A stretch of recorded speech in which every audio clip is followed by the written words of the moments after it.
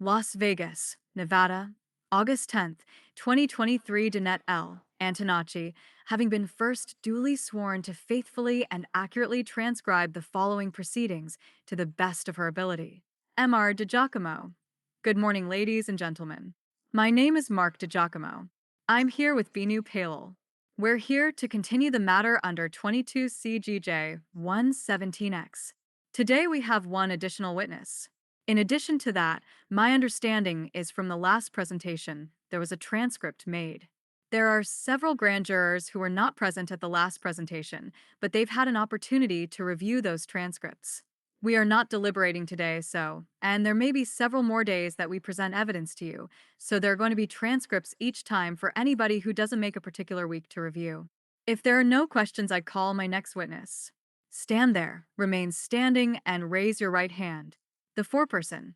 You do solemnly swear the testimony you are about to give upon the investigation. Now, pending before this grand jury shall be the truth, the whole truth, and nothing but the truth. So help you God? The witness. I do. The foreperson. Please be seated. You are advised that you are here today to give testimony in the investigation pertaining to the offense murder with use of a deadly weapon with the intent to promote, further, or assist a criminal gang involving Dwayne Davis. Do you understand this advice? The witness. Yes. The foreperson. Please state your first and last name and spell them both for the record. The witness. Kevin Manning. KVN Kevin Manning, having been first duly sworn by the foreperson of the grand jury to testify to the truth, the whole truth, and nothing but the truth, testified as follows. Examination by Mr. DiGiacomo. Q. Sir, are you currently employed? A. I am not. Q. What did you retire from doing? A. I was a sergeant with the homicide unit with the Las Vegas Metropolitan Police Department. I retired December 31st of 2004. Q. When did you first hire on with Metro? A. November 1981. Q. And how long were you a sergeant with the homicide unit? A. 10 years. Q. I'm going to direct your attention to around September 7th of 1996. Did you become involved in the investigation of someone who was ultimately identified as TUPAC Shakur? A. I was. Q. And how is it that you wound up getting involved in the investigation? A. I received a phone call at my home from a general assignment detective, I believe it was Augie Knudsen, who said there had been a shooting on the Strip involving a rap artist, and that even though he had only been seriously wounded at that point, he thought that the homicide section should get involved with the investigation. Q. Now, this grand jury has almost been here a year, but most of what they hear is sort of how Metro works in modern times. I want to talk just a little bit about the way Metro worked back then. So you said something about a general assignment detective.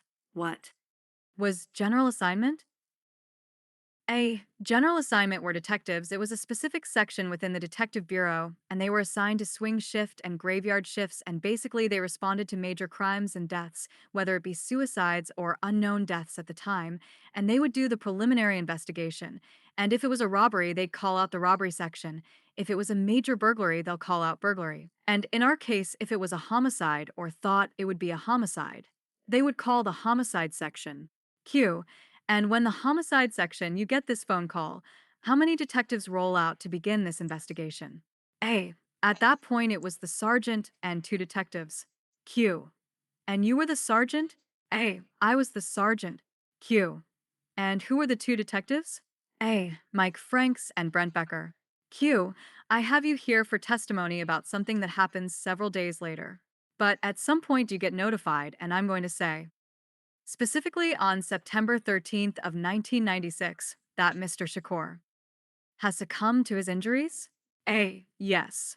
If I recall, I was still at the office at the time and received a phone call from Ron Flood, who was the coroner for Clark County at the time, who informed me that Tupac Shakur had passed at University Medical Center, and he stated that because of the notoriety and all the fans and so forth that were in Las Vegas, and at UMC they decided to do the autopsy that evening. So I then notified Detectives Becker and Franks, and the three of us went down to the coroner's office for the autopsy. Q. So you were present during the autopsy of Mr. Shakur? A. I was. Q. Do you recall the medical examiner that was conducting that autopsy? A. It was Dr. Jordan. Q. During the course of the autopsy back in those days, were there photographs that were taken mostly by Metro instead of the Clark County coroner's personnel? A. Yeah, there was somebody from the crime scene analyst, and I don't recall the specific analyst that was there at that time, so. Q. But it was Metro's back in those days, it was Metro's responsibility to be the major documenters of the autopsy by way of photographs. The coroner's office did not take as many photographs. A. I didn't know the coroner's office even took any, so yes. Q. I'm going to show you what's been marked as Grand Jury Exhibits 8 through. Sorry. I think. May I? They're supposed to start at 9. A juror. 9? Mr. DiGiacomo. The CD is 8. A juror. Oh. Mar, DiGiacomo, we're going to have a little correction here made, and then we will have 9 or sorry, 8 recreated for the grand jury that we played last time. A juror. Sorry. Mr. DiGiacomo. That's all right. Q. So I'm going to show you what's been now correctly marked as grand jury exhibits 9 through 12 and ask you to take a look at those. A. Okay. Q. Do you recognize what's depicted in those photographs? A. I do. Q. Are they true, fair, and accurate depictions of Mr. Shakur after his death? A. Yes, and prior to the actual autopsy. Q. I'm going to go through those. There. Going to pop up on the big screen for you. Let's start with Grand Jury Exhibit number 9. So when Mr. Shakur is brought to autopsy, there's overall photographs taken of him prior to any medical or any autopsy cutting or anything like that. A. Correct. Q.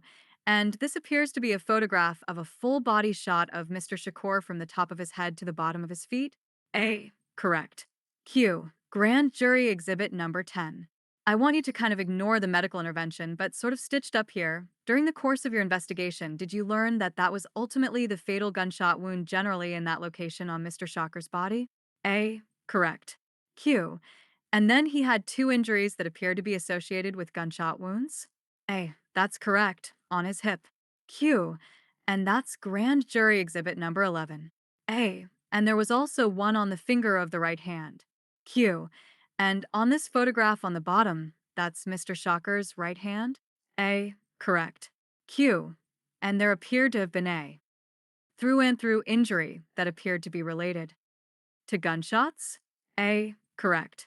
Mr. DiGiacomo. Thank you. That completes my questions for the witness. If the grand jury has any questions. The foreperson, no questions. By law, these proceedings are secret and you are prohibited from disclosing to anyone anything that has transpired before us, including evidence and statements presented to the grand jury, any event occurring or statement made in the presence of the grand jury, and information obtained by the grand jury. Failure to comply with this admonition is a gross misdemeanor punishable by up to 364 days in the Clark County Detention Center and a $2,000 fine. In addition, you may be held in contempt of court with an additional $500 fine and 25 days in the Clark County Detention Center. Do you understand this admonition? The witness. I do. The foreperson. Thank you. You're a juror. I'm sorry. The foreperson. A question. Mr. DiGiacomo. Okay. Yeah. She can ask the question. The foreperson. Can I finish? Do you understand this advisement? The witness. Yes. Yes. The foreperson. You're still under. The witness. Yes, I understand. By a juror. Q. So, we didn't see a death certificate. Can you tell us the cause and manner of death? Mr. DiGiacomo. There will be other witnesses who will testify to that. He is not qualified to make the determination of cause and manner. A juror. Okay. Thank you. Mr. DiGiacomo. Thank you.